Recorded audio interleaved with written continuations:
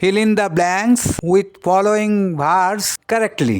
নিচের ভার্বগুলো দিয়ে সঠিকভাবে শূন্যস্থান পূর্ণ করো। কি কি ভার্ব আছে এখানে? Cook, live, kills, go, make, give, rise, fly, shirt, sleep. কোথায় কোন ভার্ব বসালে সঠিকভাবে শূন্যস্থান পূরণ করা হবে? প্রথমেরটা দেখো, এখানে টাইগারের কথা বলা হচ্ছে। Tigers dash in the forest. Forest মানে বন। তাহলে এখানে কোন ভার্বটা বসাবো? কুক যদি বসাই হবে, বা কিলস বসাই হবে, গো বললে হবে, এগুলো হচ্ছে না। তাহলে এখানে কোন ভার্বটা বসলে ঠিক হবে?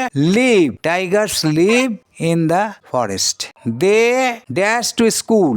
তাহলে এখানে দের সঙ্গে কোন ভার্ব বসাবো? Go. They go to school. তারা স্কুলে যায়। Please dash the door. এখানে ডোর মানে দরজা। হ্যাঁ, তাহলে কোন শব্দটা আছে, কোন ভার্ব আছে যেটা এখানে উপযুক্ত হবে?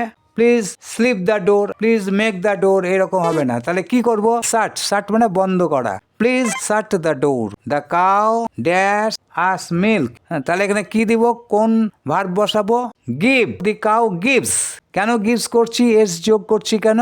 Subject cow, third person singular number, তাই এখানে গিভ এর সঙ্গে এস যোগ করছি। The cow gives us milk. তারপর birds dash in the sky.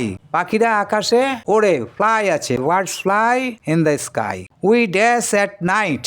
এখানে কি ভার্ব বসাবো? রাত্রির কথা বলা হচ্ছে। তাহলে উই স্লিপ অ্যাট নাইট।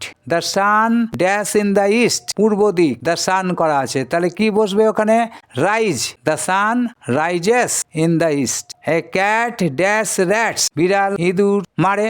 তাহলে এখানে কি ভার্ব বসবে? A cat kills rats. Mother dash food for us. মা আমাদের জন্য খাবার ড্যাশ করে। তাহলে কি হবে? Mother cooks. Mother cooks food for us. Mita dash tea. কি বসবে? এখানে তো ড্রিঙ্ক নাই, মেক দেওয়া আছে। তাহলে এখানে মেক বসাবো। মিতা মেক্স টি। ঠিক আছে, আজকে এই পর্যন্ত আলোচনা করে রাখলাম।